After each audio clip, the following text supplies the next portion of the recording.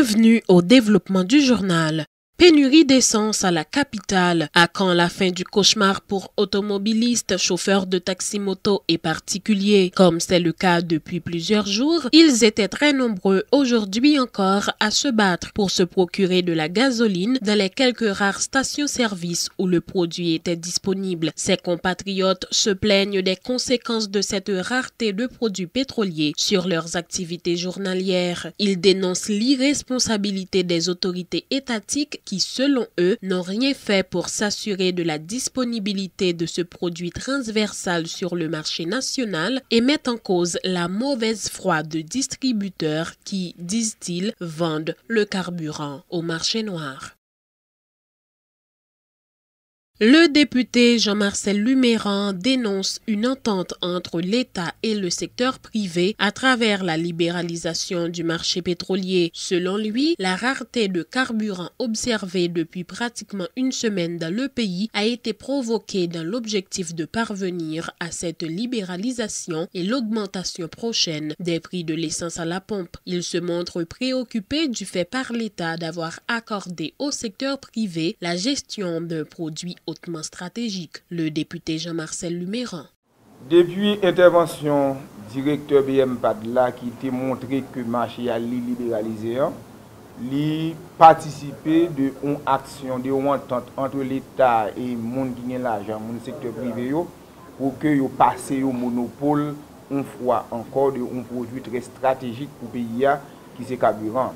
Et vous pouvez le comprendre, et le fait que vous provoquer une rareté artificielle, c'est espérance que dans les prochains jours, on va voir que les gaz la venir sur le marché, on va monter prix à la pompe. Et l'État va le déresponsabiliser parce que le n'est pas aux commandes, il est là pour le réguler. Maintenant, c'est le mécanisme du marché qui va jouer son rôle. Mais moi, je crois que c'est une action, une entente de la part de l'État et du secteur privé pour que vous créez cette rareté artificielle pour montrer que l'État n'a pas une capacité pour continuer à faire commande et permettre qu'il y a un secteur privé à prendre commande qui sera défavorable à la grande masse, puisque lorsque c'est le privé qui dispose du monopole, il va agir selon leur ensemble et il va imposer le prix au marché qui sera vraiment pas favorable au consommateur final. Et moi, je crois que ça, c'est une prévision que vous fait pour que l'entente permette que le gaz la montée pour l'État capable et empocher davantage de revenus. Malheureusement, nous connaissons aujourd'hui l'État fait face à d'énormes difficultés. Nous avons fonctionné hors budget.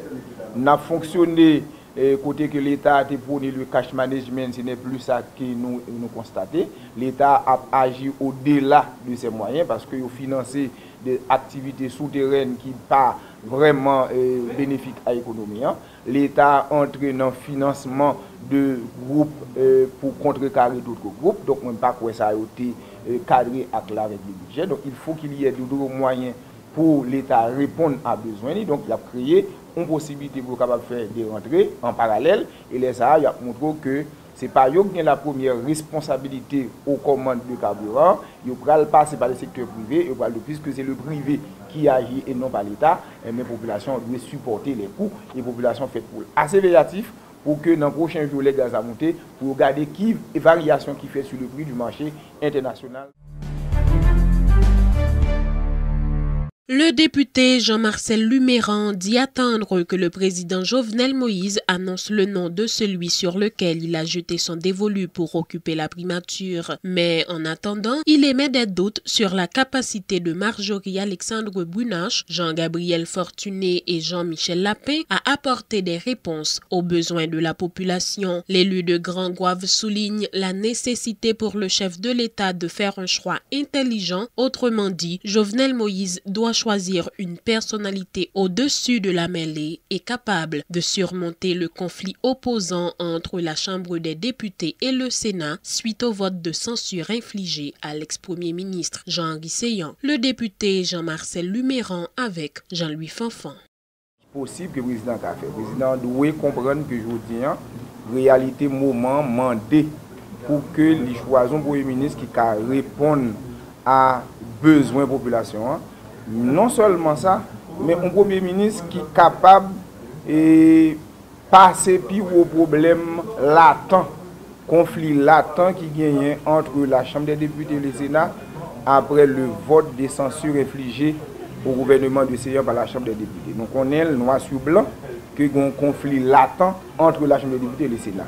Quelqu'un que le président va choisir, qui est dans le pied, s'il n'a pas fait dépassement pour que choisisse un monde qui est au-dessus de la mêlée, mais là, très difficile pour le film passer de cap Chambre des députés, parce que là, il gagne une majorité aveugle pour le permettre que le passer le Sénat. Donc moi-même, je m'attends plutôt que le Premier ministre et le Président dit mais qui moun li nommé Premier ministre, et à ce moment-là, on va voir est-ce que Mounza est capable effectivement de passer et processus qui permettent qu'il ait brigué rôle et poste Premier ministre. Le député Lavalas Bélisaire Printemps dénonce la présence de Jean-Gabriel Fortuné et Marjorie-Alexandre Bounache sur la liste des premiers ministrables. Concernant le maire démissionnaire des Cayes particulièrement, il fait remarquer que ce dernier continue à administrer l'administration communale de la 3e ville du pays alors qu'il a formellement démissionné. S'agissant de Jean-Michel Lapin, l'élu de la 3e circonscription dit n'avoir rien contre le premier ministre AI qui, souligne-t-il, jouit d'une longue carrière au sein de l'administration publique. Le député Bélisaire Printemps au micro de Jean-Louis Fanfan. Position par nous, il était attaché à la revendication de la population haïtienne qui parle l'autre bagaille, qui c'est d'abord éradication système ça, qui sont système anti-peuple, qui sont système archaïque, qui pas doté d'aucune vision, d'aucune politique public qui visait à transformer la réalité des gens qui vivent dans le quartier populaire. Ça me veut dire voilà, ça veut dire aujourd'hui là, après les votes de censure par les députés contre l'ancien Premier ministre Jean-Henri Seyan, la population haïtienne, les gens dans Martissan, les gens dans la Saline, les gens dans le quartier populaire, classe moyenne aujourd'hui là, qui finit décapitalisée, il n'y a pas rien pour jouer avec les choix des nouveaux premiers ministres, parce que chaque nouveau premier ministre qui prend tête gouvernement, ce sont des nouveaux millionnaires qui créent, pendant que moun Tibois, moun Grand Ville, moun dans la 3e circonscription, moun dans le quartier populaire, les paysans continuent à couper dans la misère. Et je dis là, nous-mêmes nous disons, nous étions attachés à la revendication de la population haïtienne.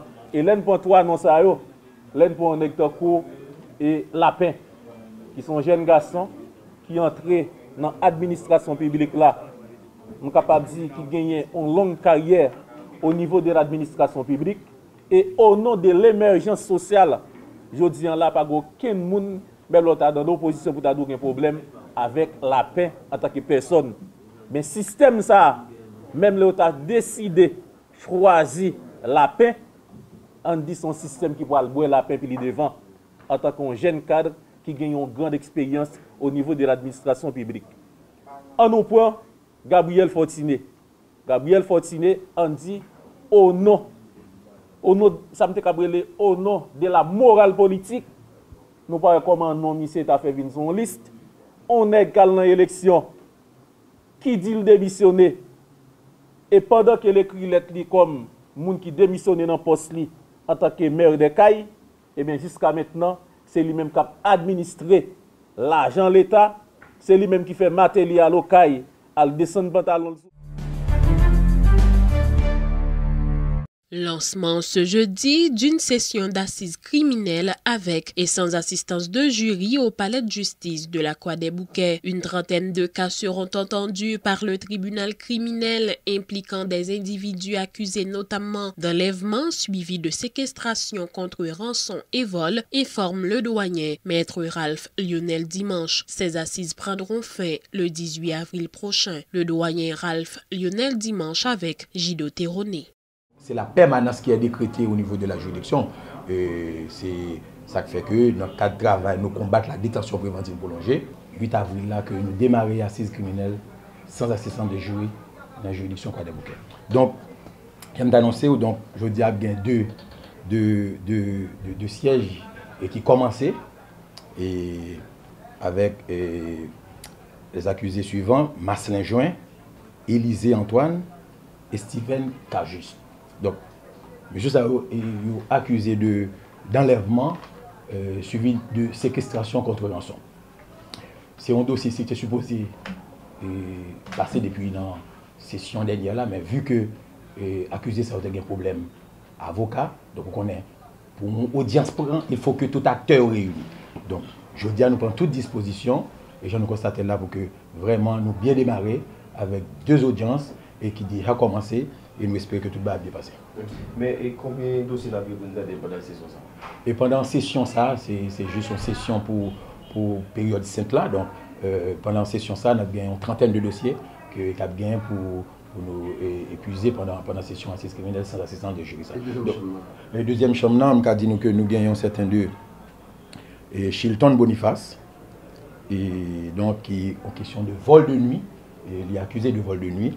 Donc c'est 2 sièges qui ont déroulé pour le moment. Mais pourquoi les policiers jouent? On dirait que dans l'ordonnance, ça veut dire que ce policier qui a été arrêté déjà. C'est condamné. Effectivement, il y a une première condamnation, il est retenu pour autre cause. Mais qui j'ai fait dehors? Non, il n'est pas dehors. Il est retenu pour autre cause. Donc, étant donné qu'il était reproché d'autres infractions, donc l'a jugé pour infraction, ça je dis là. Donc, Jean Do l'a jugé pour question d'enlèvement suivi de séquestration contre rançon. Donc, donc c'est Jean a constaté là qu'il y a une chance de vérifier ça dans l'audience qui a déroulé. De son côté, le commissaire du gouvernement de ce ressort, Maître Maxime Augustin, informe que cette initiative s'inscrit dans le cadre de la lutte contre la détention préventive prolongée. Il précise que 291 prisonniers sont en situation de détention préventive prolongée au niveau de la juridiction de la Croix des Bouquets. Le commissaire Maxime Augustin. Pratiquement, pour assises vive faite, gros paquet de travail que vous faites à la base. Et ça fait que moi-même, ensemble avec doyen, nous mettons ensemble. Et tout ça qui revient avec tâche paquet, nous mettons une célérité là-dedans, côté que nous sommes capables d'ajouter. Et pour que doyen lui-même le temps et lancer assise là. Donc c'est comme ça. Et ça fait jeudi là. Donc assise dans les démarrer. Et on a continué session ça et l'autre session encore pour que nous arrivions à atteindre l'objectif. Pas oublier que une question, un fléau de détention préventive prolongée. C'est dans le cadre de détention préventive prolongée et que doyen ensemble avec nous mettons nous ensemble pour nous fléau ça nous cap diminuer considérablement. À la Croix des Bouquets, nous gagnons environ d'après les recherches que nous faisons dans la prison, nous gagnons 291 détenus en détention préventive prolongée.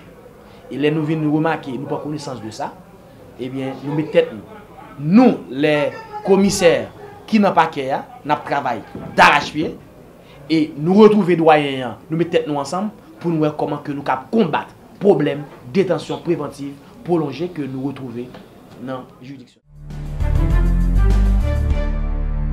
Le ministère de la Santé publique et de la Population a commémoré ce lundi la Journée mondiale de la santé et la Journée nationale de la vitamine A, célébrées respectivement les 7 et 9 avril de chaque année. Le thème retenu pour la Journée mondiale de la santé, santé pour tout le monde, tout côté. La célébration de la Journée mondiale de la santé intervient dans un contexte difficile où le pays fait face notamment à un manque criant d'infrastructures sanitaires alors que les soins de santé laissent à désirer. La ministre de la Santé publique et de la Population, Greta Roy-Clément, avait présidé la cérémonie officielle qui s'est déroulée au Marriott Hotel.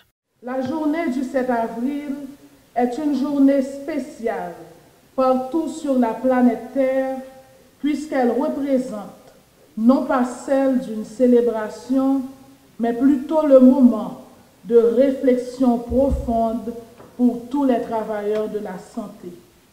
À exactement 40 années d'Alma Ata, l'OPS-OMS nous propose un nouveau slogan, couverture sanitaire universelle, santé pour tous et partout, qui ressemble étrangement à celui d'Alma Ata, ce qui laisserait supposer et qui en fait traduit les difficultés dans lesquelles certains pays comme le nôtre peine à répondre aux besoins en santé exprimés par sa population. En effet, peut-on se sentir fier et orgueilleux quand une mère amène son bébé au centre de santé pour se faire vacciner et qu'elle retourne bredouille chez elle parce que la seringue de 2cc est en rupture de stock alors qu'elle vient de parcourir quelques 4 heures de marche? Le ministère de la Santé publique et de la Population est conscient que le chemin de la satisfaction de la clientèle est hétéroclite, mais malgré ce dilemme, nous pouvons et nous allons nous hisser à la hauteur de pareilles exigences en nous concentrant davantage sur nos priorités qui doivent se greffer sur celles de la population. Le représentant de l'OPS-OMS à cette activité, Mauricio Serpa, a, dans ses propos de circonstance, mis l'accent sur la nécessité d'œuvrer en faveur de soins de santé primaire qui constituent le pilier de la santé universelle. Pour y arriver, il est important de prendre en compte ces différents facteurs, a-t-il conseillé. Suivez. Nous nous concentrons cette année sur les soins de santé primaire, l'équité et la solidarité. La couverture santé universelle est l'une des cibles des objectifs de développement durable qui contribuent à la réalisation des objectifs santé ainsi que d'autres objectifs de développement. Les soins de santé primaire constituent les fondements de la santé universelle qui place les soins au cœur de la communauté et promeut un réseau de services de santé intégrés offrant des services de santé de qualité pour la promotion de la santé, la prévention des maladies, les traitements et la réadaptation. Pendant longtemps, les soins de santé ont été perçus comme un coût pour la société. Cependant, des études ont démontré que la santé de la population est une condition préalable au développement économique et que l'investissement dans la santé contribue au développement économique des pays. Pour progresser vers la santé universelle, il faut investir davantage et plus efficacement dans la santé, développer un réseau intégré de prestations de services et mettre en œuvre des politiques et des actions ayant une approche multisectorielle, favorisant l'engagement de l'ensemble de la société pour la santé. À cet égard, nous saluons toutes les initiatives qui contribuent à la réussite de l'objectif de santé universelle en Haïti, notamment l'élaboration d'une stratégie nationale de santé communautaire visant à renforcer les soins de santé primaire.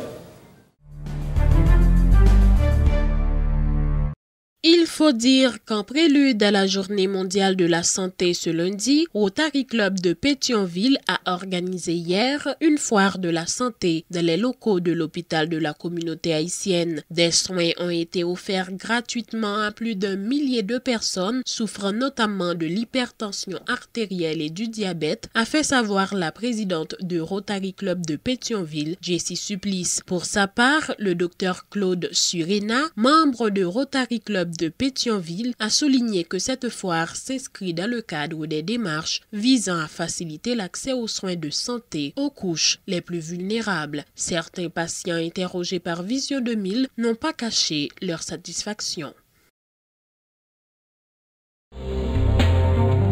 Le temps d'une pause à ce journal, à notre retour, la page internationale.